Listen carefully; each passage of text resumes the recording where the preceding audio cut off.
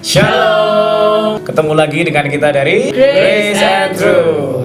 Seperti biasa, pada kesempatan kali ini kita akan kembali menjawab pertanyaan-pertanyaan yang sudah masuk di dalam IG ya, dari Instagram kita. Ya, apa aja pertanyaannya? Pertanyaan yang pertama, why are so many Christians are so unlike the Christ? Kenapa kok banyak orang Kristen itu tidak mencerminkan Tuhan, tidak seperti Tuhan? Ya, sebelum kita menjawab pertanyaan ini, saya ingin menggarisbawahi dulu ya, mau mengkerucutkan dulu ya, bahwa memang pertanyaan seperti ini arahnya kan kesannya kok banyak orang Kristen tuh hidupnya nggak seperti Kristus ya. Back to Bible. Nah, yang pertama perlu kita renungkan bersama ya, secara basically yaitu adalah ingat loh ya, orang Kristen itu yang pasti hidupnya tidak akan bisa sempurna ya. Jadi mereka masih bisa gagal dalam kehidupan mereka bisa gagal, mereka mungkin bertumbuh, mereka fail ya. Waktu mereka pertama terima Yesus, mereka hidupnya diubahkan, mereka mengalami satu sukacita yang baru. Tapi dalam perjalanan hidupnya ya pasti iblis kan ya tidak seneng, pasti akan ada banyak godaan, goncangan dan lain-lain. Dan kadang-kadang masih bisa kita berbuat salah ya. Karena aku sendiri pun ketika aku kenal Grace ya, kenal kasih karunia Tuhan, kenal hati Yesus ya, itu pun juga nggak langsung merubah aku secara instan. Ada orang yang bisa berubah secara instan, langsung tiba-tiba 180 derajat berubah. Tapi kalau aku sih, aku orang nggak kayak gitu. Aku kenal Grace tahun 2010 kayaknya. Tapi mungkin baru merasa bener-bener dalam Tuhan tuh ya kira-kira ya setengah tahun, 1 tahun ini kan ya. Maksudnya dalam proses terus ya. Ini pun juga masih belajar lebih peka suara Tuhan, lebih dalam lagi dengan Tuhan. Tapi untuk benar-benar menghidupi apa yang dari firman itu semua butuh proses lah. Bisa proses, bisa instan. Tapi kalau misalnya ada orang yang sedang berproses, ya mari kita tidak menghakimi orang tersebut, karena itu mungkin prosesnya dia dalam Tuhan loh. Bisa jadi setahun lalu dia kenal firman Tuhan, terus kemudian dia masih proses untuk menjadi orang lebih baik. Jadi nggak jangan langsung dihakimi, kok masih katanya udah kenal Tuhan kok masih rusak kamu hidupnya. Nah itu jangan seperti itu. Makanya jangan kaget kalau ada orang Kristen hidupnya masih kadang-kadang nggak bener ya. Ingat loh ya, Yesus tinggal dengan 12 muridnya itu. Ya mereka aja dekat sama Yesus, kemana-mana ikut Yesus, jalan sama Yesus. Tapi mereka ya imannya sering goncang. Bahkan mereka juga kadang-kadang perkataannya juga nggak pas, pernah ditegur sama Yesus berkali-kali. Jadi pertanyaan seperti ini ya sangat bagus ya. Tapi kita bersyukur kalau ada pertanyaan seperti ini. Artinya kita bisa menyadarkan kita bahwa memang orang Kristen itu hidupnya penuh dengan proses. Dan ini perlu digarisbawahi ya. Why are so many Christians? Banyak juga orang Kristen yang baik juga banyak kok ya. Jadi tidak semua orang Kristen tuh perbuatannya tidak baik ya. Karena yang nggak baik, yang baik pun diubahkan Tuhan jadi berkat ya sangat baik. Nah, bagi kita ya ini ada solusi ya buat kalian orang Kristen juga mungkin yang kadang-kadang merasa kok hidupku masih belum bisa sempurna dan sebagainya. Ya tips yang pertama adalah sebagai orang Kristen memang kita harus punya relationship sama Tuhan. Makanya bangun hubungan dengan Tuhan ya, personally ya, saat teduh baca firman itu yang akan mengubahkan hidup kita. Ingat ya, Yohanes 17 ayat 17 mengatakan kuduskanlah mereka dalam kebenaran, firman-Mu adalah kebenaran. Jadi yang bisa menguduskan kita itu kalau kita baca firman, dengar firman, itu yang pertama. Yang kedua, miliki tubuh Kristus. Mungkin ada teman-teman yang mendengarkan podcast ini mungkin belum punya komunitas, guys, itu kebutuhan loh guys ya. Jangan merasa cukup aku aja dengan Tuhan, hanya aku dan Tuhan, yang penting aku tidak nyakiti orang lain. Ini sepertinya terdengar logik banget ya, tapi Yesus itu punya prinsip, dia suka bekerja lewat dia sendiri personally. Yang kedua lewat firman-Nya yang menyapa kita. Yang ketiga lewat tubuhnya siapa? Saya dan saudara. Saya tidak bisa tanpa mereka berdua ya. Saya juga kadang diingatkan sama mereka berdua ya. Saya juga kadang mengingatkan mereka. Itu yang akan membuat kita bertumbuh makin serupa dengan Kristus. Yesus pun aja punya 12 murid kok. Yesus juga nggak sendirian. Yesus punya 12 murid untuk bersama-sama terus gitu. Even ada cerita tentang tubuh Kristus itu di cerita tentang Musa. Waktu Musa ketika di lembah Rafidim, kalau itu orang Israel mau menang, dia harus angkat tongkat kan. Betul. Angkat tongkat baru menang. Kalau dia turun tongkat kalah, langsung ditekan. Itu kejadian di mana ya? Itu di Keluaran ya. Ya kita Keluaran ya, nanti kalian bisa cari. Nah, tapi nggak mungkin dong Musa ngangkat tongkat terus, karena kan pasti dia capek. Tapi akhirnya di situ ditulis bahwa dia dibantu oleh Harun dan Hur kiri kanan. Iya betul. Jadi akhirnya itu juga mencerminkan salah satu tipologi tentang pentingnya tubuh Kristus untuk menopang kita yang ketika mungkin kita lagi down, lagi suntuk, lagi jenuh, stres karena masalah sesuatu. Nah itu perlu yang namanya tubuh Kristus. Saat kita ada di dalam tubuh Kristus itu pasti ada penghiburan dan juga ada teguran. Nggak mungkin kan kita cuma mau terima hiburannya aja, tapi juga kita harus menerima tegurannya dengan rendah hati.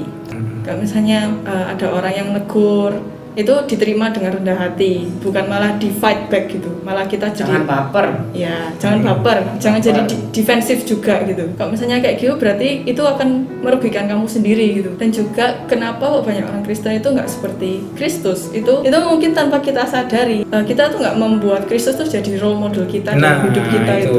Betul. Jadi mungkin role model kita itu adalah artis Korea atau Instagramer lah yang punya uang banyak atau yang punya body bagus atau punya mobil-mobil yang bagus. Itu role model kita. Jadi kita tuh we are what we see gitu. Makanya kita harus punya relationship sama Tuhan ya. Kalau pengen senantiasa mandang Tuhan, caranya gimana? Kalau pengen ketemu Tuhan, baca firman.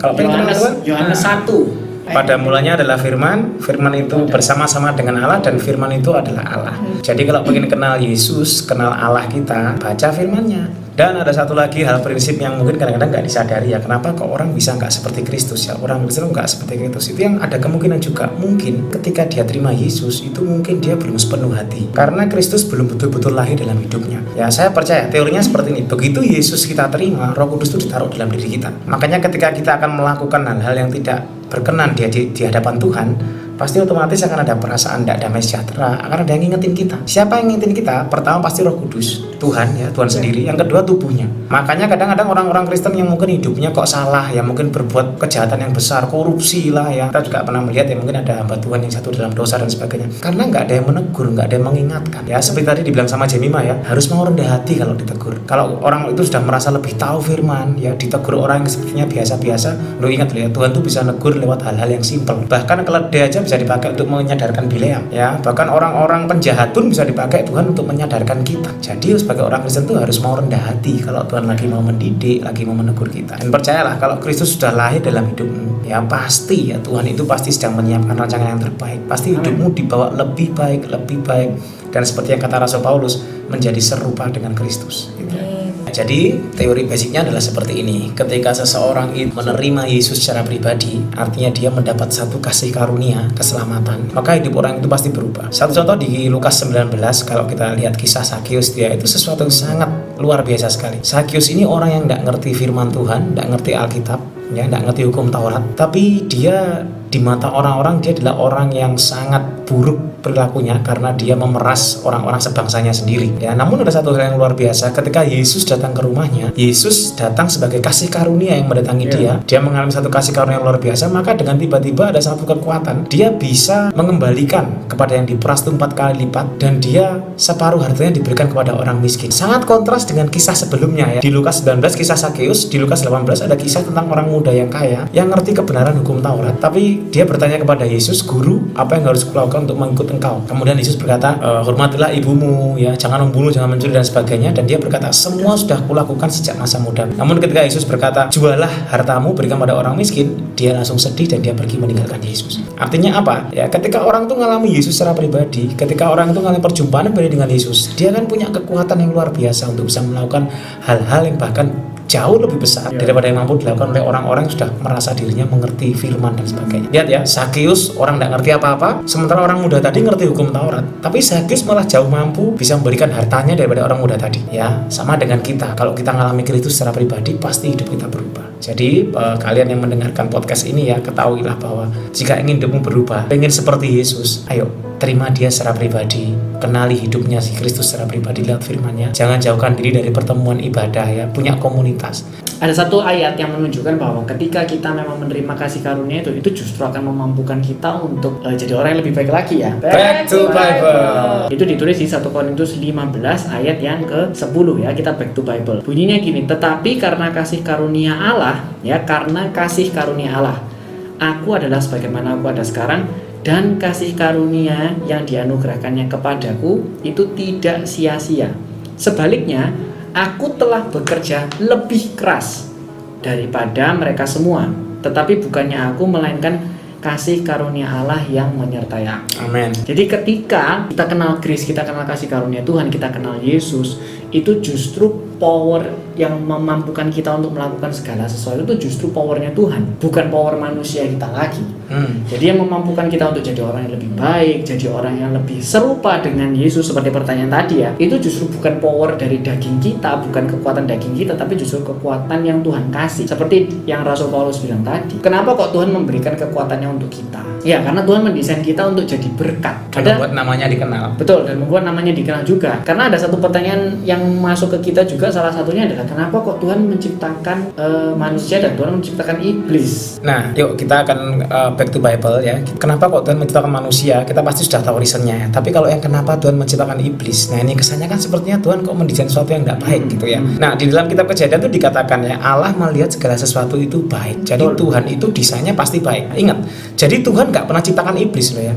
Iblis itu adalah malaikat ya, yang akhirnya memilih untuk meninggalkan surga karena dia pengen seperti Tuhan. Kita buka di dalam Yudas 1 ayat 6. Yudas 1 ayat 6. Dan bahwa ia menahan malaikat-malaikat yang tidak taat pada batas-batas kekuasaan mereka, tetapi yang meninggalkan tempat kediaman mereka dan belenggu abadi di dalam dunia kekelaman sampai penghakiman pada hari besar. Jadi tidak pernah Tuhan desain ada iblis, itu nggak ada. Dia desain malaikat itu sebenarnya untuk melayani dia. Tapi sekali lagi ya, Tuhan kita itu memberi yang namanya free will gitu ya, itu penting sekali. Makanya teman-teman, untuk jadi orang Kristen yang baik pun itu juga butuh free will kita. Bahkan untuk berbuat baik pun ya sebenarnya itu adalah satu free will kita juga. Justru ketika malaikat itu jadi iblis, itu membuktikan bahwa Tuhan itu memberi kita hak untuk memilih. Tuhan nggak pernah maksa-maksa kita.